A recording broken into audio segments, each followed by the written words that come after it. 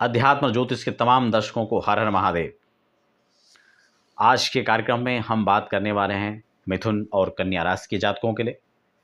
Topic आपने पढ़ लिया है, हमारा सब्जेक्ट रहेगा शिव है तो समाधान है। आप सोच रहे होंगे आज हम क्या चर्चा करने जा रहे हैं। मित्रों, आज इस बात पर हम लोग फोकस कर रहे हैं, वो महत्वपूर्ण विषय है। जीवन के अनेक ऐसे मोड़ आते हैं जिन मोड़ों में समस्याएं, व्यवधान, झंझट, ये सब आपका साथ नहीं छोड़ती हैं। जीवन में करना को चाहते हैं, लक्ष्य प्राप्त करना चाहते हैं, लेकिन लक्ष्य में अवरोधता आ जाती है। कुछ लोग हो सकता है जॉबलेस इस समय होंगे, वो नौकरी की तलाश में होंगे। कुछ लोगों का बिजनेस, व्यापार स्थायित्व तो नहीं बन पा रहा है, स्टेबिलिटी उसमें नहीं बनी हुई है। हो सकता है किसी घर गृहस्थी में समस्याएं, किसी की लव लाइफ, किसी पार्टनर लाइफ, हो सकता है अनेक अनेक समस्याएं आपके जीवन में आपको घेर कर परेशान कर रही होंगी। दर्शकों, यहां पर यह बात बहुत कोई अलग से नहीं है। दुनिया में जितने लोग हैं सबके साथ कोई ना कोई समस्या, व्यवधान, झंझट, समस्याएं वो सब बनी हुई है, लेकिन शिव है तो समाधान है। इसीलिए आज का चैप्टर यही है, आज का विषय यही है। इस पर सविस्तार हम लोग चर्चा करेंगे। नए दर्शक हैं या पहली बार विजिट कर रहे हैं चैनल पर, तो चैनल को सब्सक्राइब करने का एक अच्छा मुहूर्त है। साथ में बेल आइकन दबा दीजिए, क्योंकि हम यहाँ अध्यात्म, ज्योतिष, वास्तु, रत्न, रुद्राक्ष और कुछ खास इंफॉर्मेटिव चर्चाएं समय समय पर आपके साथ करते हैं। मेरे प्रिय बंधुओं, आज हम दो राशि की बात कर रहे हैं, मिथुन और कन्या। प्रत्येक राशि के हिसाब से हम एपिसोड में चर्चा कर रहे हैं।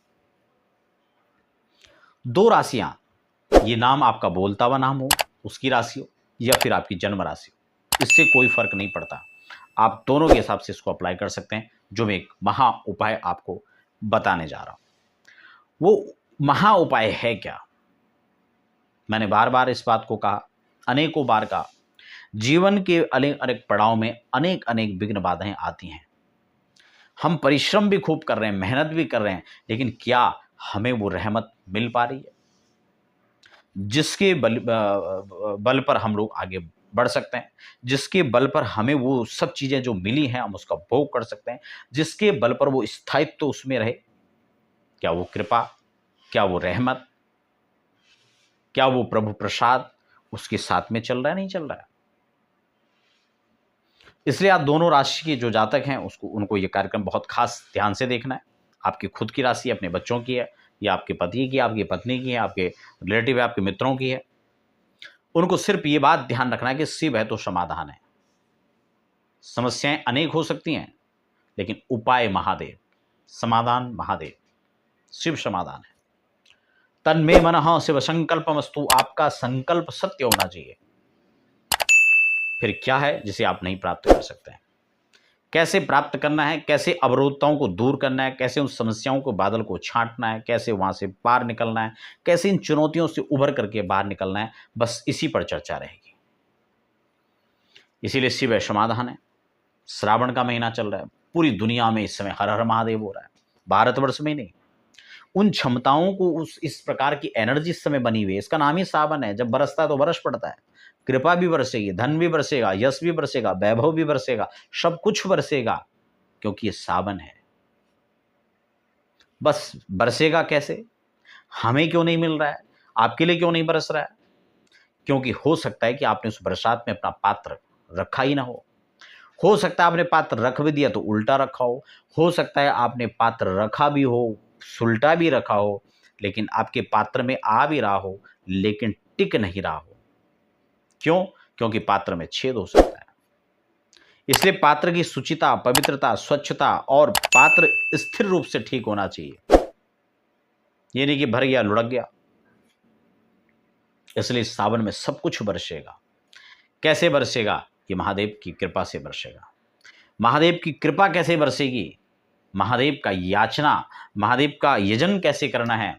याचना करें वो महत्वपूर्ण नहीं है, यजन करें वो महत्वपूर्ण है, भजन करें वो महत्वपूर्ण है, जब तब स्वाध्याय अभिषेक करें ये महत्वपूर्ण है, भगवान की स्तुति का गायन करें ये महत्वपूर्ण है। खासकर भगवान शिव की उपासना संध्या काल में, प्रातःकालीन भी आप अपने दैनिक क्रियाओं से निवृत्त होकर के, और कुछ भी नहीं तो कम से कम जल का लोटा तो जरूर चढ़ाएं। मिथुन और कन्या राशि दोनों जातकों के एक बात का ध्यान रखना है, इस बरसात के अंदर आपको भगवान शिव के मंदिर में जाकर के हो सके तो एक आंवले का वृक्ष लगाना है। कुछ दिन उसकी सेवा कीजिए, उसको बड़ा कीजिए, फिर लोग स्वयं इसकी पूजा करेंगे। धीरे धीरे अपने आप बड़ा होने लगेगा, और जब लोग इसकी पूजा करेंगे तो उसका फल आपको भी मिलेगा। आप सोच नहीं सकते कि जीवन में कैसे आप नए आयाम की ओर बढ़ेंगे, कैसे एक नई चेतना आपके जीवन में आती है, कैसे एक नया मोड़ जीवन में आता है जो आपको बहुत ऊंचाइयों तक पहुंचाएगा। एक लंबे दौड़ पर आप लोग निकल पड़े हैं, इसलिए इसको करके देखिए। आप अपने घर के गार्डन में, घर के गमले में,